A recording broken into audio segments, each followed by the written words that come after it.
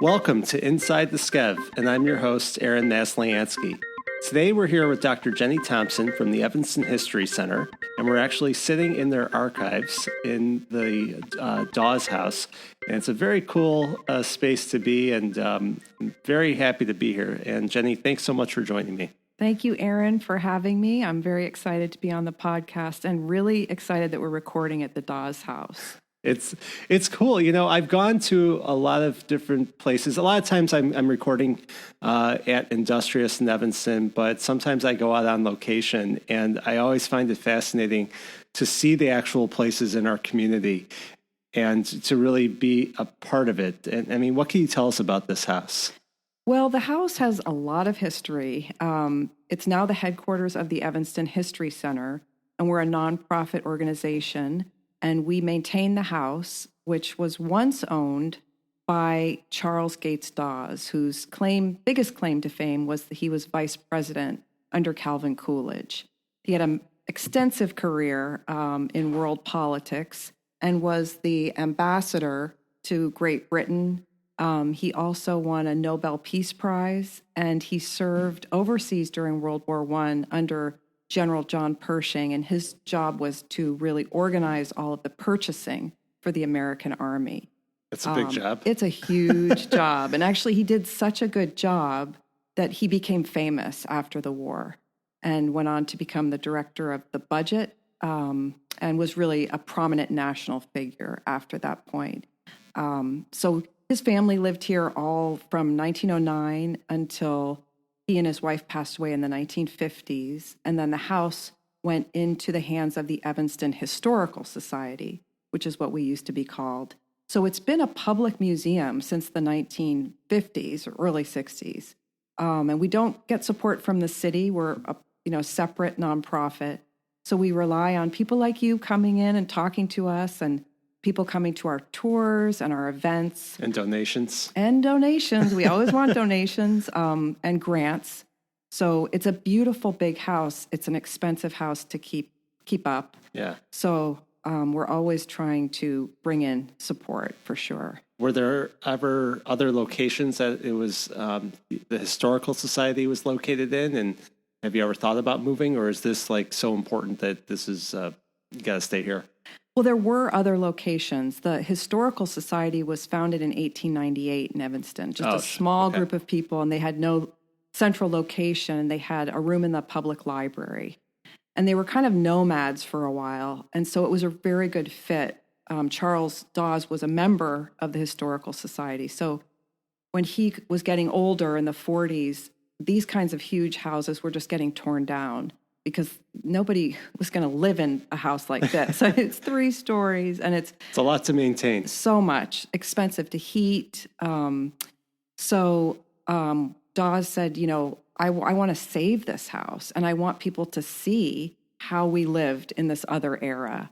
So it was his foresight that then brought in the History Center, and actually we partnered with Northwestern to keep the house, because the Historical Society was a tiny little group with really no funds at all to, keep a house like this. So for many decades, it was technically owned by Northwestern. Okay. And it's a long story, but in 2009, Northwestern very generously gave the house to the History Center. So now the History Center owns the house. And there's no affiliation with Northwestern anymore? We have a partnership with them as friends, and we do professional events and so forth. And they're, a very important partner to us in that way, but it's not an official partnership at all. Okay. Yeah. Why is keeping the history alive so important? Wow, we could have like 2-hour conversation about that. Why is history important? I come from a teaching background, so that was always my challenge with students who, I say, okay, we're going to talk about the Vietnam War, and they sort of look like they're like drifting off, their eyes rolling into their heads. And then when we start talking about things and they start making the connections between what they see today, it's like a charge. Oh, history is really something that happened in the past, but it is bearing down on us every moment, shaping what's happening today. And if you don't know what that was, you only really see part of what you're seeing today. I think it's a kind of it's an empowering thing. It sure is. To know what happened in the past, and also to know how history is used in the contemporary times. It's constantly being reevaluated and changed and reinterpreted. And to me, that's one of the most interesting things about being a historian, is to look at how different generations use the same history for their own purposes in the moment, if that makes any sense. It does make sense. I mean, and also, some people may say, well, Evanston's a smaller, it's a suburb. Mm-hmm. Why is it so significant? And, do we really need to know about the history of it? But, you wrote a book called The Takeover in 1968, which happened here in Evanston. And I think it's a small microcosm of everything else that happened within the civil rights movement. So I think that's a clear example of how everyone's history in every place is important to know, and it relates to everything else. Absolutely. Yeah. So what did you learn from writing that book? Oh, I learned so much. I was always interested in student activism in the 60s, in the Vietnam War, and in what happened to the country in that time period. I've always been fascinated with that time. And being in Evanston, I knew little snippets of what had happened at Northwestern, but I really wanted to know more. And I wanted to know, okay, what was the scene of student activism at Northwestern in the 60s, early 70s? And I had heard about the takeover, which was in May of 1968, when 107 Black Northwestern students occupied the main financial building of Northwestern University and held it until they said the university would meet their demands. So it was an event that took on national attention, implications. Certainly for Northwestern, it was really important. And I only kind of knew the story as it's told sort of just in little snippets, which was they occupied the building, they made these demands, the university was peaceful. They did not try to, eject them physically or arrest them, or even they didn't try to expel them or punish them. And there was this resolution that was reached, the May 4th Agreement, which is a 13-page document, where they essentially agreed to the demands of the students. And it was kind of like, and that's the story, a happy ending. Yeah. And I thought, okay, let's see if there's more to that. And I, being not only a historian, but I'm an ethnographer, so I love doing interviews with people. And I thought, let me just see if I could write maybe an article based on an interview or two. And I contacted James Turner, who was the graduate student leader of the takeover. And today he's an emeritus professor at Cornell. And I just called him out of the blue and told him I was interested. And he agreed to have an interview. And we ended up having this most amazing interview where he took that story and showed me its broader implications, what it really was about. And from then I was like, okay, this is something I want to pursue, and not only talk to other takeover participants, but look at what came before that event in May of 1968 and what happened afterwards. So that's so important. And it was like, I'm going to write this, 20-page article, which is now a book, because I just kept following the story until I felt I had told enough of it. History's always, just we give our work into the, public domain for people to pick up on it. So this is my contribution. And I just learned so much. I think that your question was, what did I learn? I learned how complicated the whole environment of Northwestern was at that time in terms of racial relations, but also in terms of just student activism in general. And there was really kind of an explosive movement that was going to shatter the institution. Maybe shatter is too dramatic, but revolutionize it. And that was part of a national thing that was going on, the baby boom generation coming to college. How did it change Northwestern from then on? Well, part of what the Black student movement was doing was coming to the administration and saying, we understand that we're part of this effort to officially integrate the university, which actually probably people don't really know the details, that Northwestern officially integrated in 1965.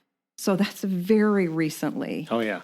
And up until then, there was no official policy to say no Black students can attend, no Jewish students can attend, no Catholic students can attend, but the numbers of those students were tiny. And there was a lot of terrible stuff that went on for students who were Jewish, Catholic, or Black, because the university was a predominantly white institution, which is the term. So the Black students who came to Northwestern, who were recruited in the late 60s, came to a university that publicly proclaimed we're integrated. But in fact, it was not at all integrated, because integration is about way more than just bringing Black students to the university. So the students were encountering this culture, racism, overt racism, hostility, in some cases, physical assaults, having people throw things at them. I mean, it was a really bad... What a horrible time. So upsetting to talk to people who were there, coming 18 years old, so excited to be recruited to Northwestern, so proud, and then to come to this school and see the reality. So the students kept going to the administrators and saying, look what's happening. And the administration was, maybe they were sympathetic, or they said, okay, we're going to work on it, but nothing happened. So that's what led to the takeover. And then meanwhile, you have white students who also came in, who were more progressive, who kind of came in when Northwestern said we're going to diversify. They also geographically diversified the university, so they brought in just a larger student body. And they were bringing in these baby boomers from Texas, from California, and they started to make changes or demands on the university, saying, the way the university operates, and this is how most did in that time, it was kind of like the university was the parent and the students were the children. Yeah. So they were told what to do, what to wear, how late they could stay up, all these things. And so they started to get the pushback. And then you add to that the Vietnam War, and then it becomes much more dramatic. So the university, wanted in many ways to evolve and to change, but a lot of it was forced by the student activists, the takeover, and others who were protesting and demanding that changes and reforms come to the university. So the university dramatically changed in the post-takeover era. But as I say in my book, the aftermath of the takeover wasn't all smooth sailing, and there were setbacks. Racism didn't vanish. It was, as many of the activists said at the time, they were trying to change the culture of an institution, which is very hard to do. And you certainly don't do it in 2 days. But they presented sort of ideas that would slowly shift things. And so in that way, it was a great success. But I always like to say it's still evolving, because there are still students who are saying pretty much the same things students said in 1968. So when you look at the protests that took place then, and then you look at the protests that are going on now around the world and in the United States against governments mainly, do you see a lot of parallels between that time and now? Okay. Yes, I think so. And I think every generation somewhat relies on what's happened in the past in protest movements, looking at things. How did the civil rights activists get changes made, reforms, learning tactics? I think sometimes we don't think of the protest movement as an organized intellectual body, but it actually is. It has tremendous history, and it really requires leaders who know how to advance changes. Does it work? So do you think it works? Not always, no. I mean, I think in the case with the takeover, you look at that occupation in 68, which was considered a success, but less than a year later, the students engaged in another act of civil disobedience designed to address pretty much the same issues that they had addressed in 68. And the university pretty much ignored them. They had a hunger strike, and the university just allowed them to do it, but didn't really even acknowledge it. So sometimes the powerful get familiar with the tactics, and then the protesters need to understand that to shift the tactics to create, that kind of tension that gets the attention of the people they're trying to get to change, if that makes sense. Yeah, that makes sense. Yeah. And imagine today, everything can be amplified with social media. Yes. And having a device that connects you to every single person in the world. Yeah. and every bit of information in your pocket. Yeah, I have definitely the one thing the students did in 68. There was one of the graduate students, John Bracey, who's a professor at the University of Massachusetts, Amherst today. And he had a lot of experience in the civil rights movement in Chicago. And so he was the one who engineered the media strategy for the students because he knew what needed to be done. You needed to, like you said, like amplify what you're doing. Because if you do it and no one notices, well, nobody's... It's like a tree falling in the forest. Exactly. And that's why they chose the bursar's office, which was the place where people were going to go cash their paychecks. And the university had their financial information. So they knew that would be a very central public location. So the tactics are interesting because they, like I said, sometimes people look at something like that and it seems like, oh, that just kind of came out of nowhere. But in fact, no, it was informed by lots of people and generations. And I'm sure today with, Black Lives Matter and Me Too and all of the major protest movements that we've seen recently, they know what's happened before and they know how to engineer what they're doing. Yeah, absolutely. It seems to be cohesive in a way. Yeah. Did it change Evanston? Yeah, that's one part of the story that was so interesting because I've always heard about Evanston's history in terms of discrimination and segregation. But until I got into this book, I really didn't see the details. And it's pretty extensive. Black students weren't allowed to live in campus housing, for example, from 1903 to 1947. And they had a terrible time finding rooms to rent in Evanston because of this discrimination. Right. So a lot of the things that happened at Northwestern connected with what happened in Evanston. So after the takeover, I think there was a sense of, first of all, there was a sense of outrage. A lot of people were not supportive of the takeover. They thought the students were militant rebels who were trying to destroy the university. But those who supported them saw, finally, we're getting some light shown on this issue. Particularly Black Evanstonians said, and this is what one of my interviewees said, after the takeover, people who lived in Evanston, Black residents, said they felt like that event was their event too, that it was about time that someone stood up and said, this is wrong, and part of what the students wanted was changes in Evanston, particularly related to housing discrimination. So Sure. in that way, yes, it changed very, very definitely, but I also think it raised the issue of racial discrimination in Evanston, and I think that always does something to change the culture. Even if it doesn't resolve, it raises the issue. And for sure, Evanston itself was much more aware of itself. And also with the national media attention, there's a sense of, There's a spotlight. Exactly. And I think for sure that did start to shift things. But again, changes like that are so gradual, They're not overnight. No. Yeah. So you're going to be talking about the book, The Takeover, on Martin Luther King Day, January 20th, on Monday. So if you're listening before that date, you should go check it out. What time is that going to be, and where is that taking place? That will be Monday at noon, and noon till 1, and it'll be here at the Evanston History Center, which is 225 Greenwood Street. Free parking, the event is free. And I'm going to be talking, because it's Martin Luther King Day, I wanted to talk a little bit about King and his influence, the civil rights movement, and the influence on the takeover. Mm-hmm. Well, it should be very interesting, and I hope to be able to attend. I hope you can. Yeah. So there's a lot of history, rich history here in Evanston. What are some of the things that people wouldn't know about, or how did Evanston start in the first place?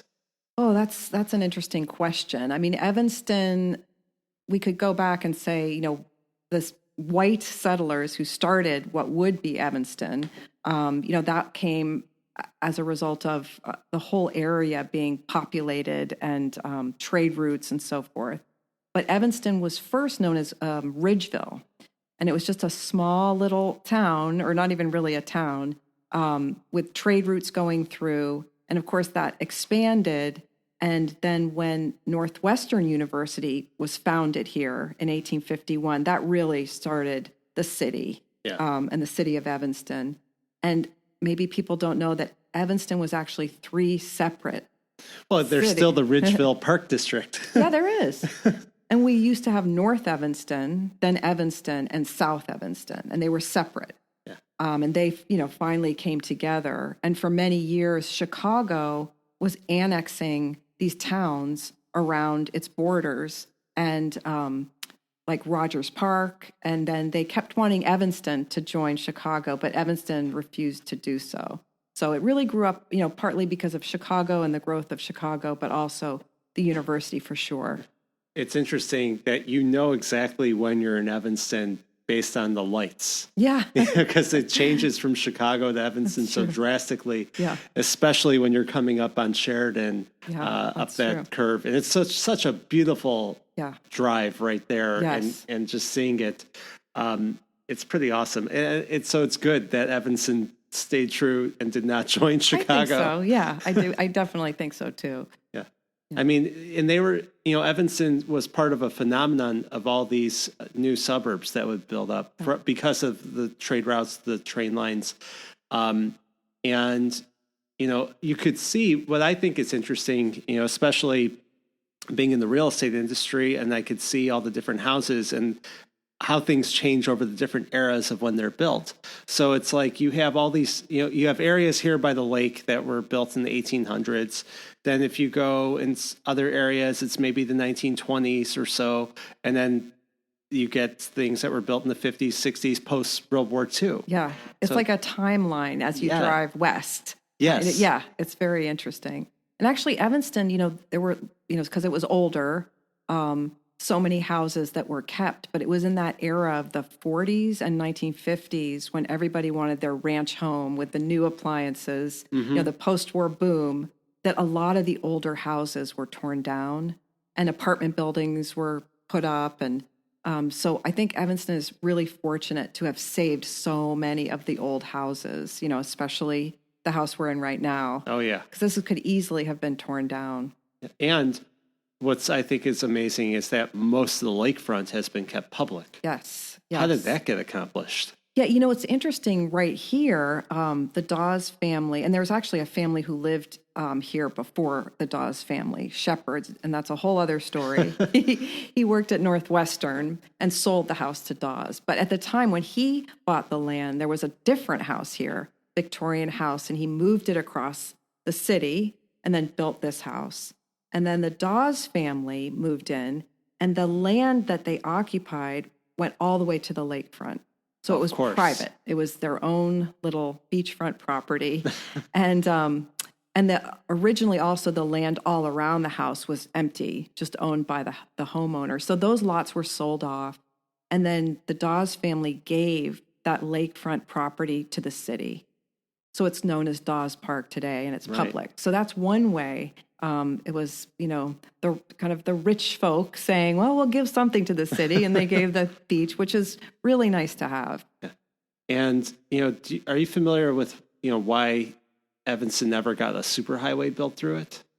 Because, a lot of these towns, a lot of these suburbs have been cut up. Yeah. And you could even see, the old train line that went through Evanston, that freight line. I forget the name of the freight line right now, but there's vestiges of it as you go through West Evanston, from cutting across McCormick and then going all the way up to by where the public storage and the Walgreens is on Green Bay Road. Oh, okay. So, I mean, I think Evanston's fortunate that we didn't have the town cut up by a highway. I'm not surprised either, because I think Evanston, for so many years, was a place where people wanted to kind of escape from the bustle of the city and wanted it to be peaceful and serene. And that's the way it was promoted. And that's certainly the way Northwestern wanted it, because they wanted people to send their children to college there. You won't have a drink here. You won't, you're fun. Safe. Exactly. Totally different than today. Yeah. But I think Evanston definitely that was part of its culture, was to maintain it. And there was a streetcar, though, which I sometimes wish I always wish we still had, went right down Sherman. Really? Yeah. And as so many towns, I'm not quite sure exactly when, but it was torn up. And, there are always like these rumors that it was like the big rubber companies, making tires, cars. Oh, it's like Who Framed Roger Rabbit. Yeah. Take them up because we want everyone to have cars. And actually the arrival of the car in Evanston really dramatically changed the city. It sure That's did. a whole other topic. And first parking meters. Yeah, one thing that I worked at the Village of Skokie's planning department when I was in college as an intern, and they had this room with like all these old plans and whatnot. And one day I just went through it because I was interested. And they had this plan, the comprehensive plan, I think of 1966 for Skokie. And part of that plan was for a highway to be built for an extension of Lakeshore Drive that would have went through, I guess, through Evanston up through McCormick. McCormick would have been a highway, and then it would have cut over on Gulf Road and went all the way down to Schaumburg and connected with I-90. Wow. Yeah, so that would have definitely cut through, northwest Evanston, in between Skokie and Evanston, or Skevinston. Yeah. But it's, it really kept the beauty of the town and giving it that human scale. Yeah, and it's interesting when you look at a lot of cities where those kinds of highways were built in Chicago, it's a lot of times going through poor Black neighborhoods. Right, like the Dan Ryan. Exactly. So who don't maybe have the political clout to fight against it. And in many cases, the government uses eminent domain to get people out of their homes. So probably the fact that Evanston had more money would be a reason that might have been defeated if it ever was like at the point. I think you're totally right. Yeah. Yeah. I mean, the Dan Ryan, I think, was built as, to cut through the neighborhoods and then to build a wall around Bridgeport. Yeah. From what I've read about when Mayor Daley was having that planned out. Yeah. Slicing up the city. And that's like everywhere. I mean, you look at New York City, that was one thing that happened, and San Francisco and other big cities. Yeah. Now, what do you see, knowing the history of Evanston so well as you do, what do you see the future? Well, I think the future of Evanston, like any place, is going to depend on the future of our country. I mean, we're all connected, and I don't think it's always just one way. It goes back and forth. And so this is much more of a personal opinion, not representing anybody here, but I think that we're at a time in the culture where things are really shifting, and that we're all feeling that pressure of, our government. We have an election coming up. The economy is, for some people, it's great. For other people, it's not. But the disparity between the wealthy and the poor is growing. And so for me, what do I see? I see that there are going to be choices that need to be made. And hopefully we can get the right people to make the right choices. And by right, I mean the most humane, the most democratic choices, and not side with just the powerful and the wealthy. But again, that's my opinion. When people come here to the Evanston History Center, what are some of the things that you can see and learn? Well, we do two different kinds of things for people. If they want to come and do a tour of the house, we do a docent-led tour through the house, which will discuss the history of the house, who lived here, and then the artifacts. The whole first floor is set up as if it were the 1920s and the Dawes family still lived here. It's beautiful. It's amazing. Yes. And we have all of their original furnishings too. So you get a taste of that life.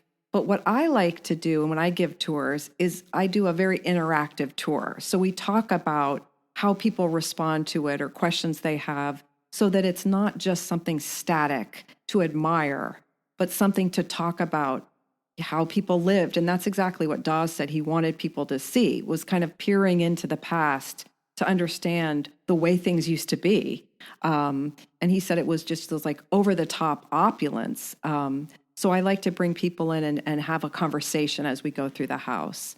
We also have exhibits, and we have events like lectures and talks. So we do not just history of Evanston, but we try to expand it to make this place kind of more of a hub where we can have other kinds of conversations too. We're always looking to partner with people and bring in, we have dance performances and music. So it's using the place as a historical site that's very much alive in the contemporary era. I love it. You're bringing history to life. Yeah.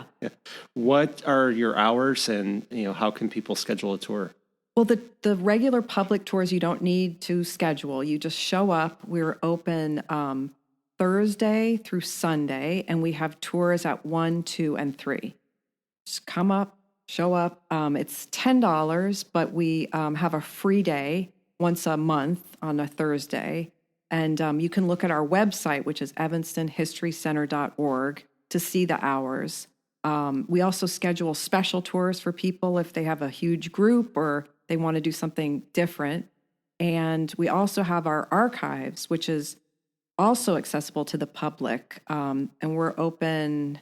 Actually, I better not quote myself. I always get confused. So but check out the website. On the website. Yes. Yeah. And we've got a lot of stuff here. If people are interested in looking at old newspapers or photographs, clippings, we have files on buildings and houses. So it's quite an extensive collection. Right.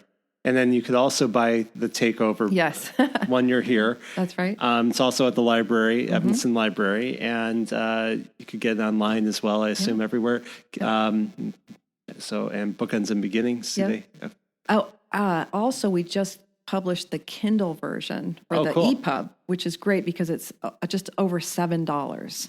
And as I was saying to you earlier, all the proceeds from the book go to the Evanston History Center. So it's a worthy cause to support this place, but also hopefully people will read it, just to get this story. Yeah, I think it's important. Like I said before, it's important to know your history, not to be ignorant, and if anything, it gives you good conversation. Exactly.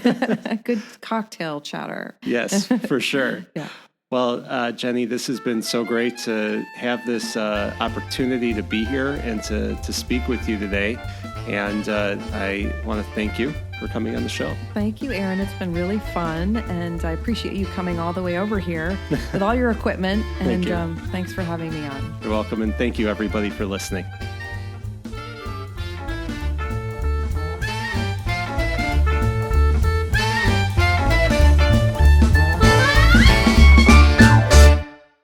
Thanks so much, everyone, for listening to this latest episode of Inside the Skev. Hope you enjoyed it.